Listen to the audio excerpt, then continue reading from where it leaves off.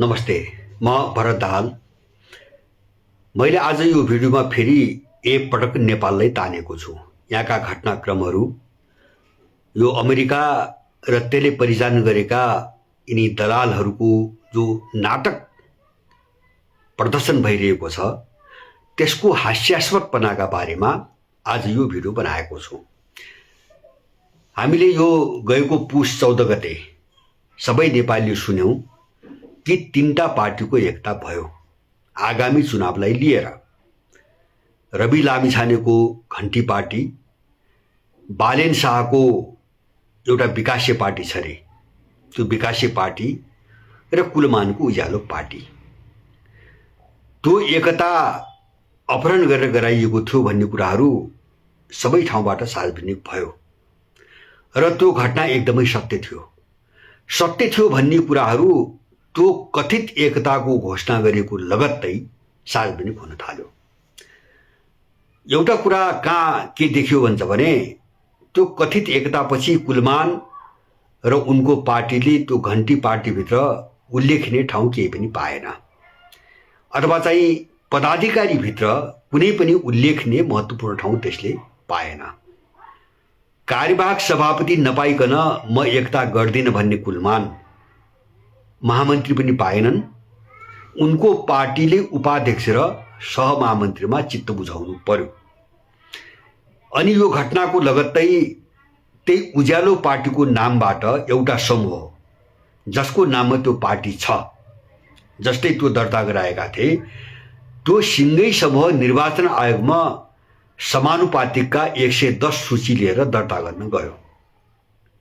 र यसको मतलब हो घन्टीसँग कुलमानले जो ल्याप्चे ठोकेका थिए त्यो पार्टीमा छलफल पनि भएको थिएन र त्यो पार्टीभित्र त्यसका बारेमा सहमति पनि छैन। त्यसको प्रष्ट सन्देश त्यही थियो। तर निर्वाचन आयोगले समय सकिएको भनेर त्यो लिएन, त्यो छुट्टै कुरा। अनि अहिले तपाईहरुले सुनिराख्नु भएको छ कि कुलमान घिसिङले भनिरहेका छन्, म आजका दिनसम्म कुनै पनि पार्टीको सहिष्णुता छैन, कसैको सहिष्णुता लिएको छैन। मान्छे हाँसिरहेका छन्, उनले दुनियाँ हँसाइरहेका छन्, मनोरञ्जन दिइरहेका छन्। पुस 14 गते गएर एकताको घोषणापत्रमा ल्याप्चे लगाउने व्यक्तिले अहिले के भन्दैछ?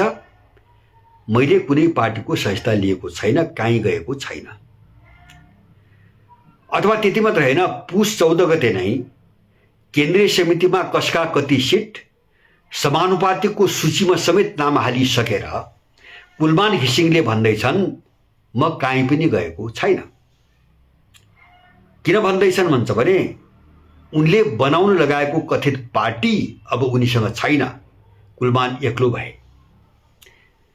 बालेनको हरुवा चरुवामा परिणत भए। त्यसकारण उनी अहिले घरको न घाटको भएर त्यही हिजो उज्यालो पार्टी भनेर जसलाई प्रयोग गर्न खोजेका थिए त्यसको आड भरोसा नलिकन कुलमानसँग अब 2 जना मान्छे पनि नहुने भयो। उनी सडकमा पुगे। माने यो मूर्खहरूको एउटा तमासा, साम्राज्यवादले प्रयोग गरेका मूर्खहरूको एउटा तमासा यहाँ देखा परिरहेको छ। अर्को चाहिँ बालेनको पनि त्यस्तै भयो। बालेनको एउटा विकासे पार्टी रहेछ।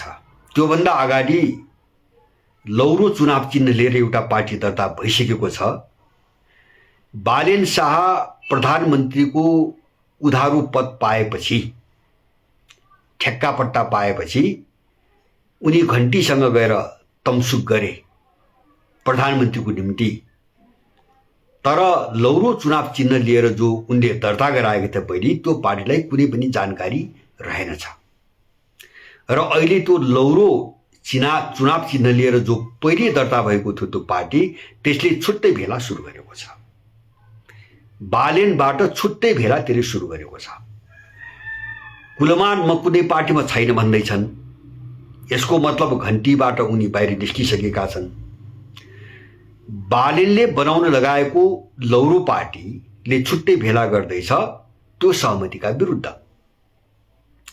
र तेस्रो दृश्य अर्को, त्यही घन्टी रवि लामिछानेको घन्टीमा समानुपातिक उम्मेदवार बनाइएका 1 दर्जन जति मान्छेले आफ्नो नाम फिर्ता लिइसकेका छन् र यो क्रम बढ्दो छ।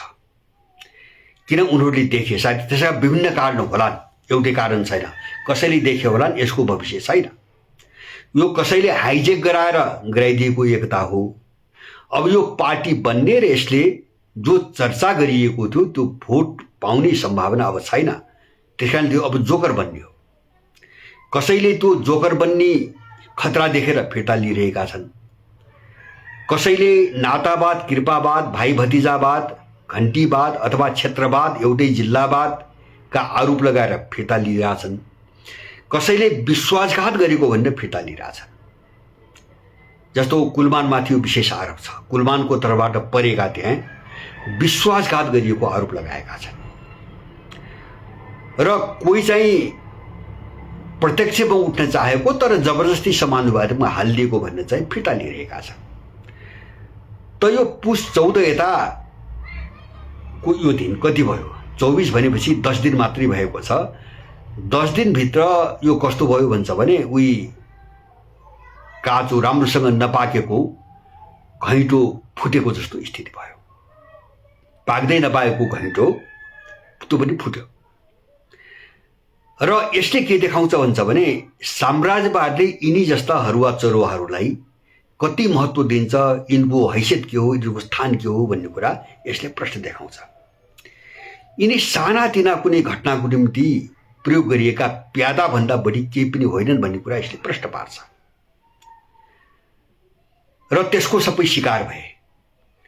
र अब साम्राज्यवादले कसलाई उठाउँछ त्यो पनि थाहा छैन, यिनलाई पनि त्यो थाहा छैन। किन उसले रणनीति खेल्छ? उसले सबैले आश्वासन दिएको हुन्छ। आश्वासनको नसामा यिनी मूर्ख बनेर प्रयुक्त भए। तर यिनी कसरी प्रयोग भएर कहाँ लगेर सिद्ध्याइन्छन् भन्ने कुरा अहिले यिनलाई बिस्तारै अनुभूति हुँदै गएको छ। तर सबै चिज सकिसकेपछि पश्चाताप गरेर केही हात लाग्दैन। जस्तो कुलमानको छवि सक्यो, उनको हैसियत र औकात केही रहन्छ भनी देख्यो, बालेनको पनि देख्यो। जब उनले लौरो चिन्ह लिएर दर्ता गराएको विकासे पार्टीको भेलै छुट्टै हुन थाल्यो भने उनको हैसियत पनि देख्यो। अब घण्टीभित्र पनि त्यही हालत छ। अब यस्ता मान्छेलाई भाग्य विधाता ठानेर नेपाल परिवर्तन गर्ने ठानेर तिनका पछि लाग्ने महामूर्खहरूको हालत कस्तो होला, तिनको चेतना कस्तो होला, तिनको स्तर कस्तो होला, यो अनुमान गर्न सकिन्छ। जसले आफूले बोकेको मान्छे नै चिन्दैन, चिन्न सकेको हुँदैन, त्यो मान्छेको हालत झन् कस्तो होला। र यस्ता प्रयोगहरू यस्तै समाजमा हुन्छन्, यस्तै राज्यमा हुन्छन्, यस्तै व्यक्तिहरूका बीचमा हुन्छन्। किन अलिकति इज्जत भएका, आफ्नो चेतना भएका, आफ्नो विवेक भएका कुनै पनि मान्छे भएपछि यसरी बिग्दैन, यसरी चाहिँ तपाईको सकिँदैन। र नेपालमा हामीले यस्तो दुर्दशा, मूर्ख र तिनको पछि लाग्ने महामूर्खहरूको यस्तो दुर्दशा अझै हेर्नु पर्नेछ। त्यस्तो धेरै ठुलो जमात छ यहाँ। यद्यपि त्यो खराब नियतको त छैन, तर मूर्खाइको कारणले ऊ यसरी प्रयोग भइरहेको छ, यसरी जोकर बनाइएको छ कि अब त बिस्तारै धेरैलाई हीनताबोध पनि हुन थालेको हुनुपर्छ। हिनता जो आफूलाई पढे लेखेको ठान्ने, अझ PhD को डिग्री होल्डर, लाज शरम नभएका यस्ता मान्छेका पछि लागेर पदको लोभमा मन्त्री बन्ने, माननीय बन्ने लालचमा आफ्नो बेइज्जती कसरी गरिरहेका छन् र जो मान्छे राम्रा छन् उनीहरू कसरी हल्का भइरहेका छन् भन्ने कुरा यिनी घटनाहरूले देखाउँछन्। नेपाली यस्तो अपमानजनक बाटोमा नलागोस् र यसबाट नेपालीहरूले छुट्टी लिनुपर्छ भन्ने मेरो सद्भावपूर्ण सुझाव छ सबैपट्टि।